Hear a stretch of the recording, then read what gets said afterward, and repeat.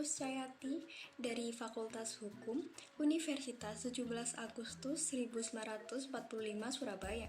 Saya dari kelas B dengan NIM 13120000111. Di sini saya akan mempresentasikan tugas evaluasi akhir semester saya dari mata kuliah Ilmu Negara. Selamat menyaksikan. Di sini saya mengambil tokoh filsuf yaitu John Locke. John Locke adalah seorang filsuf dari Inggris yang menjadi salah satu tokoh utama dari pendekatan empirisme. Selain itu, di dalam bidang filsafat politik, John Locke juga dikenal sebagai filsuf negara liberal. Bersama dengan rekannya yaitu Isaac Newton, John Locke dipandang sebagai salah satu figur terpenting di era pencerahan. Selain itu, John Locke menandai lahirnya era modern dan juga era pasca Descartes. Karena pendekatan Descartes tidak lagi menjadi satu-satunya pendekatan yang dominan di dalam pendekatan filsafat waktu itu. Kemudian, John Locke juga menekankan pentingnya pendekatan empiris dan juga pentingnya eksperimen-eksperimen di dalam mengembangkan ilmu pengetahuan. Filsafat John Locke dapat dikatakan anti-metafisika. Ia menerima keraguan sementara yang diajarkan oleh Descartes, tetapi ia menolak intuisi yang digunakan oleh Descartes. Ia juga menolak metode deduktif Descartes dan menggantinya dengan generalisasi berdasarkan pengalaman, jadi induksi. Bahkan, John Locke menolak juga akal. Ia hanya menerima pemikiran matematis yang pasti dan cara penarikan dengan metode induksi. Tulisan-tulisan John Locke tidak hanya berhubungan dengan filsafat, tetapi juga dengan pendidikan, ekonomi, teologi, dan medis. Karya-karya John Locke yang terpenting adalah yang pertama ada esai tentang pemahaman manusia, yang kedua tulisan-tulisan tentang toleransi, dan yang ketiga ada dua tulisan tentang pemerintahan. Selanjutnya adalah pemikiran John Locke. Di sini saya akan membahas tentang negara. Pandangan John Locke tentang negara terdapat dalam bukunya yang berjudul Dua Tulisan tentang Pemerintahan. Ia menjelaskan pandangannya itu dengan menganalisis tahap-tahap perkembangan masyarakat. John Locke membagi perkembangan masyarakat menjadi tiga. Yang pertama ada keadaan alamiah, yang kedua adalah keadaan perang, dan yang ketiga adalah negara. Untuk pembahasan lebih lanjut, di sini saya akan menjelaskan tahap-tahap tersebut.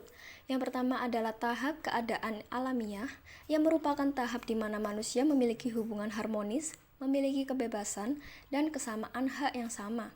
Setiap manusia bebas menentukan dirinya dan menggunakan apa yang dimilikinya tanpa terjadi kekacauan karena telah patuh terhadap ketentuan hukum kodrat yang diberikan oleh Tuhan. Hukum kodrat dari Tuhan menurut John Locke adalah larangan untuk merusak dan memusnahkan kehidupan, kebebasan, dan harta milik orang lain. Dengan demikian, John Locke menyebut adanya hak-hak dasariah yang terikat di dalam kodrat setiap manusia dan merupakan pemberian dari Tuhan. Konsep ini serupa dengan konsep hak asasi manusia di dalam masyarakat modern. Yang kedua adalah tahap keadaan perang. John Locke menyebutkan bahwa ketika keadaan alamiah telah mengenal hubungan-hubungan sosial, maka situasi harmoni mulai berubah. Penyebab utamanya adalah terciptanya uang. Uang dapat membuat manusia lupa akan keadaan alamiahnya, di mana mereka hanya mencari nafkah untuk sekedar konsumsi. Dengan adanya uang, manusia berlomba-lomba untuk membuat dirinya kaya. Ketidaksamaan harta kekayaan membuat manusia mengenal status tuan, budak, majikan pembantu, dan status-status lainnya. Untuk mempertahankan miliknya sendiri, keadaan alamiah yang harmonis dan penuh damai tersebut mulai berubah menjadi permusuhan, kedengkian, kekerasan, dan saling menghancurkan. Situasi ini berpotensi memusnahkan kehidupan manusia jika tidak ada jalan keluarnya. Selanjutnya, yang ketiga adalah tahap terbentuknya negara. Untuk menciptakan jalan keluar dari keadaan perang sambil menjamin milik pribadi, maka masyarakat sepakat untuk mengadakan perjanjian asal. Inilah saat lahirnya negara persemakmuran.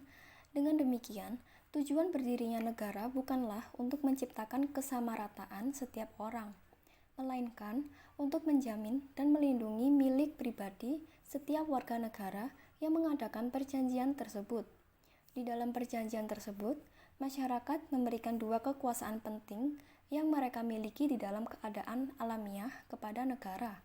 Kedua kekuasaan tersebut adalah hak untuk menentukan bagaimana setiap manusia mempertahankan diri dan hak untuk menghukum setiap pelanggar hukum kodrat yang berasal dari Tuhan. Ajaran John Locke ini menghasilkan dua keputusan, yaitu yang pertama adalah kekuasaan negara pada dasarnya adalah terbatas dan tidak mutlak, sebab kekuasaannya berasal dari warga masyarakat yang mendirikannya. Jadi, negara hanya dapat bertindak dalam batas-batas yang ditetapkan masyarakat terhadapnya. Yang kedua adalah tujuan pembentukan negara adalah untuk menjamin hak-hak asasi manusia, terutama hak warga atas harta miliknya. Untuk tujuan inilah, warga bersedia melepaskan kebebasan mereka dalam keadaan alamiah yang diancam bahaya perang untuk bersatu di dalam negara. Selanjutnya, kita akan membahas tentang pembatasan kekuasaan negara. John Locke juga terkenal dengan teori pembatasan kekuasaan negara ini. Menurut John Locke, pembatasan negara dapat dilakukan melalui dua cara, yaitu yang pertama adalah dengan membentuk konstitusi atau undang-undang dasar yang ditentukan oleh parlemen berdasarkan prinsip mayoritas. Yang kedua adalah adanya pembagian kekuasaan dalam tiga unsur atau lebih dikenal dengan sebutan trias politika, yaitu pembagian kekuasaan berdasarkan legislatif, eksekutif, dan federatif. Dari sistem-sistem kenegaraan tersebut, tetap ada kemungkinan penyalahgunaan wewenang oleh pihak-pihak yang berkuasa atas rakyat. Oleh karena itu, menurut John Locke, rakyat memiliki hak untuk mengadakan perlawanan dan menyingkirkan pihak eksekutif dengan kekerasan bila mereka telah bertindak di luar wewenang mereka. Di sini, rakyat merebut kembali hak yang telah mereka berikan. Kesimpulannya adalah, di sini saya mendukung pandangan John Locke mengenai negara atau pemerintahan, karena John Locke berpendapat bahwa tujuan pembentukan negara adalah untuk menjamin hak asasi warga negara.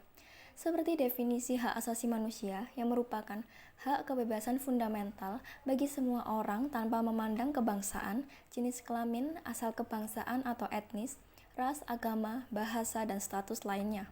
Oleh karena itu, hak asasi manusia merupakan suatu hal yang sangat penting dan harus diterapkan agar manusia merasa aman, adil, dan dilindungi oleh negara. Sekian yang dapat saya presentasikan. Mohon maaf apabila ada salah kata, dan terima kasih.